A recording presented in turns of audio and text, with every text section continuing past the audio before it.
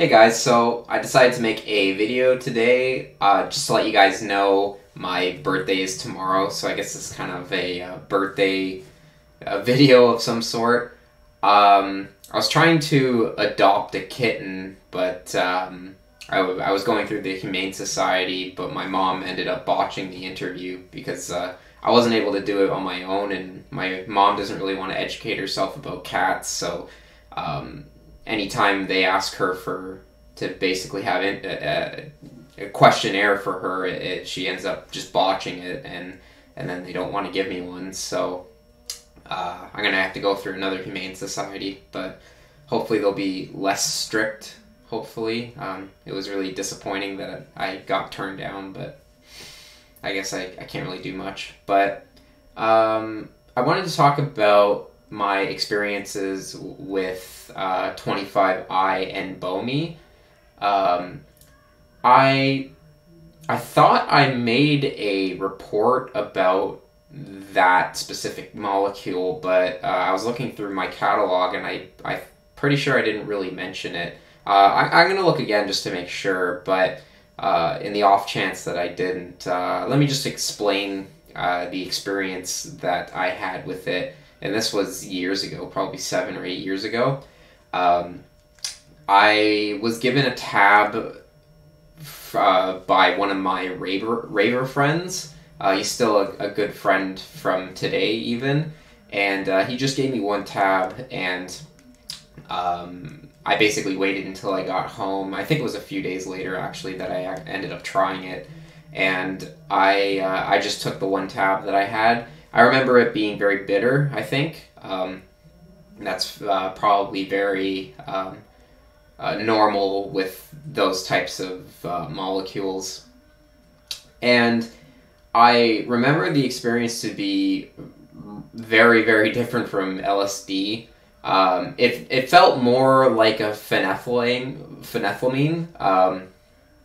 If you think of like 2CE or some of the DOB stuff, but it felt really dirty and it's hard for me to put a word on it, but it's kind of like a metallic, really synthetic feeling. I think it was probably the most synthetic psychedelic that I've ever taken, at least synthetic feeling. It felt really unnatural and almost wrong in a certain sense. I don't know how to put my finger on it.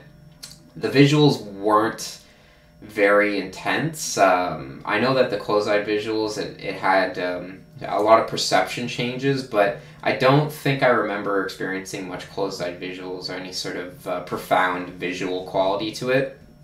I don't really know the dose because it was just a tab. I don't even know what the active dose of it is, to be honest. I'm not a big expert on it, but I really don't think that it's much of a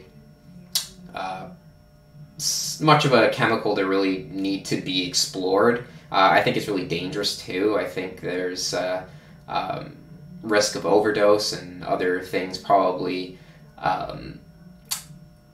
vasoconstrictive properties to it. I have to really look it up, but it's definitely something that I wouldn't want to take again. It just had this really nasty sort of feel to it.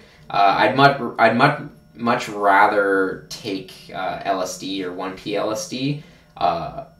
Funny enough, on that point, my 1P LSD trips have gotten pretty weak now. I think I'm probably getting used to the experience, but I had one recently a few days ago, and yeah, it was really weak.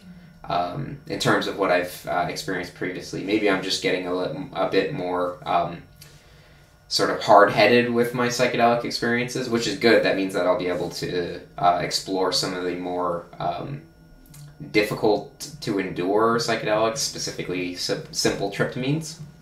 But anyways, back to the 25i. I think, yeah, I really don't think that it's something that anyone really needs to try. It's not something that's going to have a profound experience at all. I think it's one of the chemicals that you can just sort of throw in a bucket and forget about. Not much use to it at all.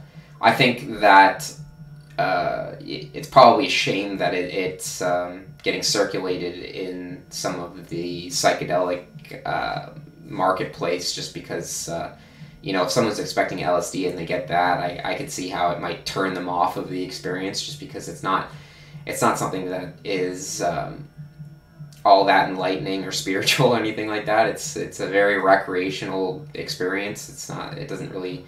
But then again, that's just my one experience with it. I'm sure other people have explored it more and had other experiences that were more profound. I'm sure people have probably had that, because all of these chemicals kind of affect people differently. For one person, they might have really strong experiences with, let's say, LSD, and the other person might not. For me, I can never have a profound experience with LSD. I need specifically simple tryptamines, such as 4-ACO-DMT or mushrooms or DMT. Any of those ones will really catapult me into very profound shamanistic states of consciousness. So, 25i, it's definitely not a chemical that I would want to repeat the experience with. And it's actually funny because on that trip, I remember I did smoke DMT on the 25i, but I can't really remember how the trip was. I remember I felt more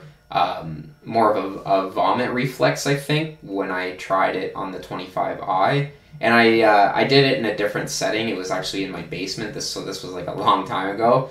And that was back when my brother was living in the basement, and there was a bed there, so I was sitting on the bed and I smoked the DMT.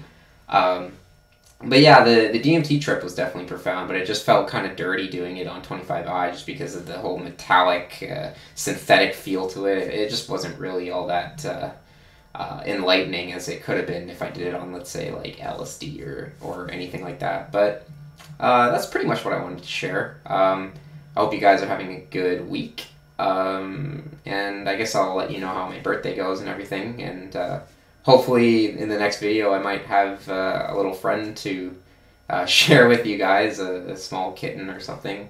I've really wanted a kitten for a long time. I just wasn't able to afford it, but as you guys know, my mom is making it really difficult for me to get someone to adopt to me, just because she is really combative with them, and she's just really ignorant. She doesn't know how to behave herself in interviews and stuff, so it's definitely tricky. But anyways, I'll let you guys know how it goes, and I'll see you in the next video. Peace out.